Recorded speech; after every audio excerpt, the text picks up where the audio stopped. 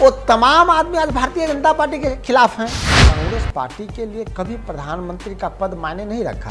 चिराग पासवान जी इसलिए बने हुए हैं कि वो रामविलास जी के इकलौते पुत्र हैं।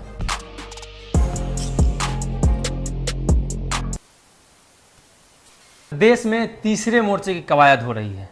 आपको भी पता होगा, कांग्रेस सबसे पुरानी पार्टी है, बड़ी पार्टी है। कांग्रेस नहीं चाहेगी कि कांग्रेस के अलावा कोई और प्रधानमंत्री का उम्मीदवार हो। तो एक तरफ से लालू प्रसाद यादव पहल कर रहे हैं और नीतीश कुमार जी सबसे बड़े चेहरे के रूप में सामने आ रहे हैं। तो कांग्रेस अपने आप को यहाँ कहाँ देखती है? देखिए, आपने दो बात कहा, एक विपक्ष में प्रधानमंत्री के उम्मीदवार और दूसरा तीसरा मोर्चा। जी,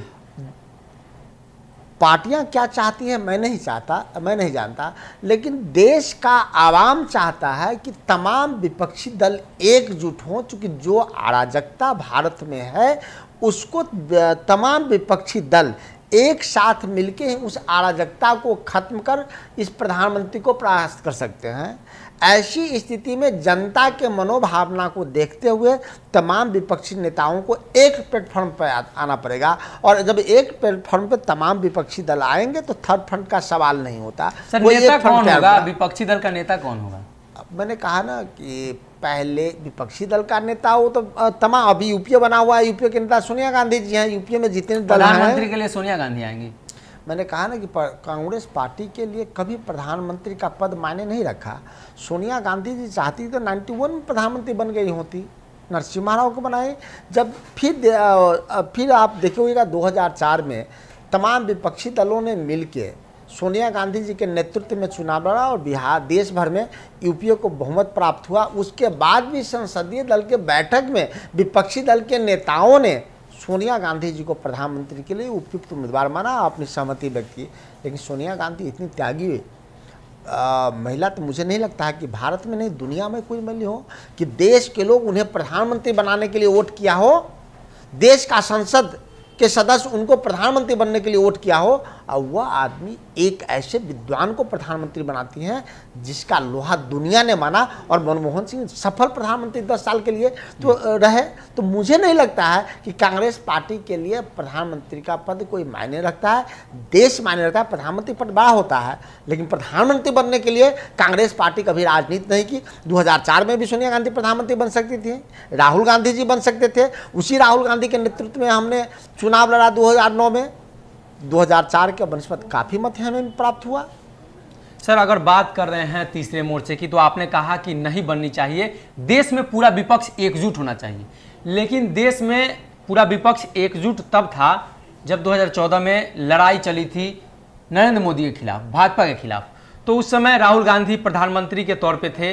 अब फिर से उन्हें प्रमोट किया जाएगा तो बाकी सभी दल मानेंगे इस बात को? देखिए, राजनीति को अब वक्त के साथ बदलना पड़ता है। एक वक्त था, हम 89 के पास आपको जाते हैं, जब श्री राहुल गांधी जी देश के प्रधानमंत्री थे, तो तमाम विपक्षी दल एक साथ मिलकर कांग्रेस के खिलाफ चुनाव लड़ा था जी। भारतीय जनता पार्टी भी उसमें एक सहयोगी रहा करता था विपक्षी दलों का, और वीपी सिंह जी प्रधानमंत्री बने। और उस वीपी सिंह जी को भारतीय जनता पार्टी ने सहयोग किया था कांग्रेस के खिलाफ।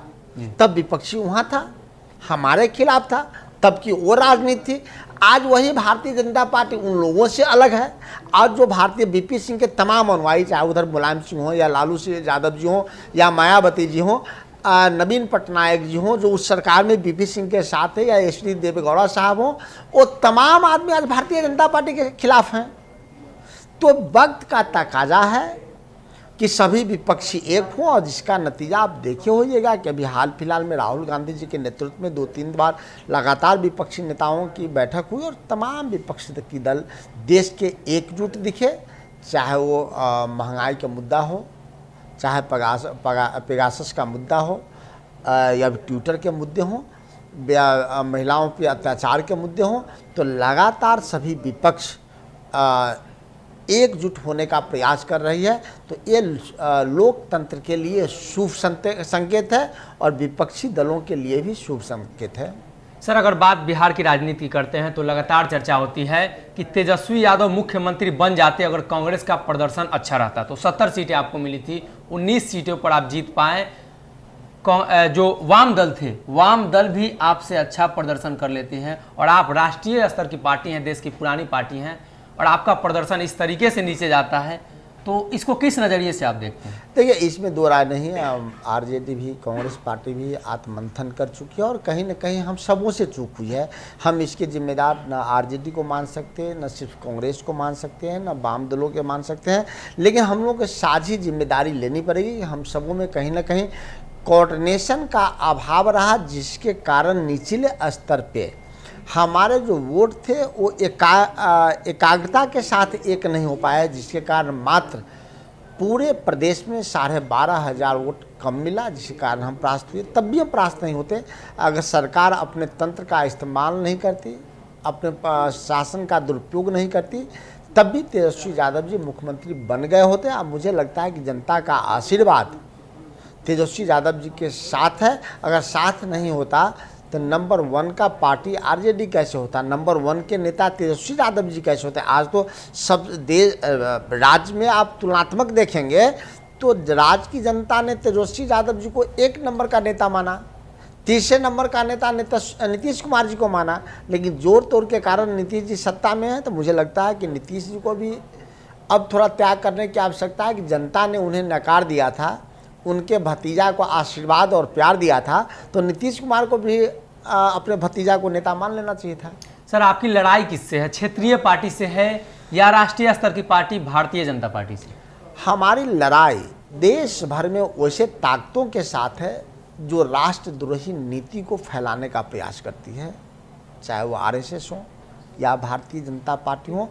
कभी मुझे व्यक्ति से लड़ाई नहीं रही है, कभी हम क्षेत्रवाद की बात नहीं की है, कभी हम हमेशा राष्ट्रवाद की बात की है। क्षेत्रवाद की बात तो भारतीय जनता पार्टी करती होगी, साम्राज्यवाद की बात तो वो करती हैं, हम बात करते हैं राष्ट्रीयता की। और पूरे भारत की राजनीति में हम देखें तो जो ताकतें आज पनप रही हैं, जिससे राष्ट्र को नुकसान है, नौजवान को नुकसान है, वैसे ताकतों के रोकने का प्रयास कांग्रेस पार्टी कर रही है। और दिन प्रतिदिन इन्हीं कारणों से आवाम का सहयोग भी बढ़ रहा है, विपक्षी दलों का साथ भी धीरे धीरे तेज़ी से बढ़ रहा है, और आने वाले समय में सब एकजुटता के साथ ऐसे ताकतों को रोकने का प्रयास करेगी जो देश में नफरत फैला के सत्ता में बने रहना चाहती हैं। विकास के नाम पे नहीं, वो मंदिर और मस्जिद के नाम पे सरकार में बना रहना चाहती है। हम जब यूपीए की सरकार थी तो हम अमेरिका से तुलना करते थे, आज की सरकार पाकिस्तान से तुलना करती है, सिर्फ इसलिए कि उनका नकारात्मक राजनीति है। हम अमेरिका की तुलना में अपने भारत को आगे बढ़ाना चाहते थे, वो पाकिस्तान, बांग्लादेश की तुलना में भारत को आगे बढ़ाना चाहते हैं। तब जबकि हम समझते हैं कि पहला बार ऐसा हुआ है कि प्रधानमंत्री नरेंद्र मोदी जी के नेतृत्व में जो रुपया और डॉलर को बराबर करने की बात करते थे, आज ऐसी स्थिति आ गई है कि डॉलर के मुकाबले आप तुलनात्मक देखेंगे तो बांग्लादेश, श्रीलंका, नेपाल, भूटान और पाकिस्तान से भी हमारे रुपये की स्थिति गिर गई है। सर, जब आपकी टकराव भारतीय जनता पार्टी से होती है राज्यों में, तो आपका प्रदर्शन अच्छा रहता है, क्षेत्रीय पार्टी के साथ आते ही आपका प्रदर्शन गिर जाता है।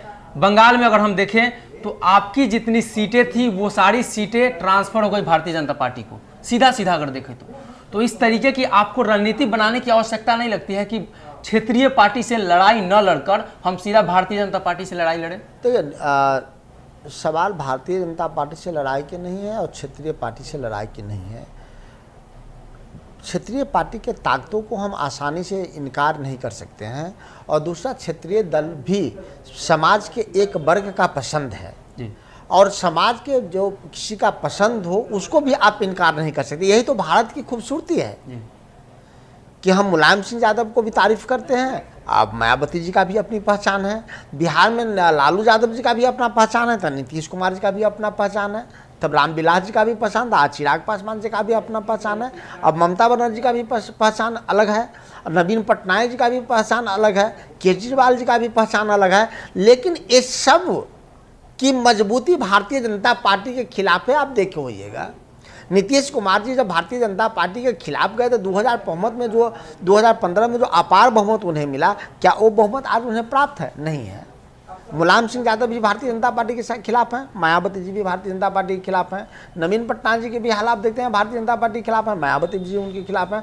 तो अभी सभी ताकतें, जनता चाहती है कि भारतीय जनता पार्टी रुके, और भारतीय जनता पार्टी के रोकने में तब उस राज्य के चुनाव में जो दल आगे रहता है, हमें लगता है कि तमाम वोट एक साथ होकर उस दल को आगे करके भारतीय जनता पार्टी को परास्त करती है। सर एक आखिरी सवाल है, चिराग पासवान, अब इसमें सवाल जोड़ने की जरूरत है, सिर्फ चिराग पासवान, अब इसके आगे आपका जवाब चाहिए कि आपकी क्या राय है? देखिए, इस बात से कोई आदमी इनकार नहीं कर रहा है, न भारतीय जनता पार्टी कर रहा है, न जेडीयू कर रहा है, और हम लोग इस बात को स्वीकार पहले से कर रहे थे कि रामविलास जी का असली उत्तराधिकारी चिराग पासवान जी हैं, और आज भी जनता के दिलों में चिराग पासवान जी इसलिए बने हुए हैं कि वो रामविलास जी के इकलौते पुत्र हैं, जिसका नतीजा भी देखोगा कि रामविलास पासवान जी के प्रथम धर्मपत्नी या पहली धर्मपत्नी भी चिराग को ही अपने घर का उत्तराधिकारी माना।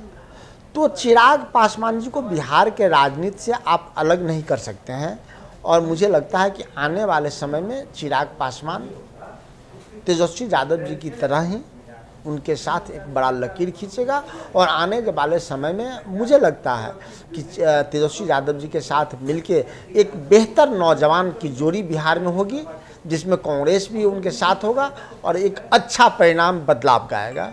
जी, तो हमारे साथ थे कांग्रेस के मुख्य प्रवक्ता राजेश राठौर जी, जिन्होंने सभी मुद्दों पर बेबाकी से जवाब दिया है और कहा है कि देश में उन तत्वों को, उन लोगों को हराने की जरूरत है जो लोग देश बांटने की कोशिश करते हैं, और हम अमेरिका से तुलना करते हैं और ये लोग पाकिस्तान से तुलना करते हैं। साथ ही नीतीश कुमार को सीधा सीधा इन्होंने अल्टीमेटम दिया है, यानी बातें कही हैं कि नीतीश कुमार जी को अगर बिहार का विकास चाहिए, बिहार में तरक्की चाहिए, और तमाम मुद्दों पर, जो मुद्दों पर नीतीश कुमार भाजपा से अलग राय रखते हैं, उन सभी मुद्दों पर, उन मुद्दों को मनवाने के लिए अगर उन्हें हमारे साथ आना होगा, यानी विपक्ष में आना होगा, तो सभी लोग तैयार हैं। और विपक्ष सीधे तौर पे अब कहीं ना कहीं भारतीय जनता पार्टी पर अट्रैक्टिव मूड में है और चाहती है कि जातीय जनगणना सहित जो अन्य मुद्दे हैं, जो देश में ज्वलंत मुद्दे हैं, उन सभी मुद्दों पर बातचीत होनी चाहिए। अब बने रहिए भारत लाइव के साथ। बहुत बहुत धन्यवाद।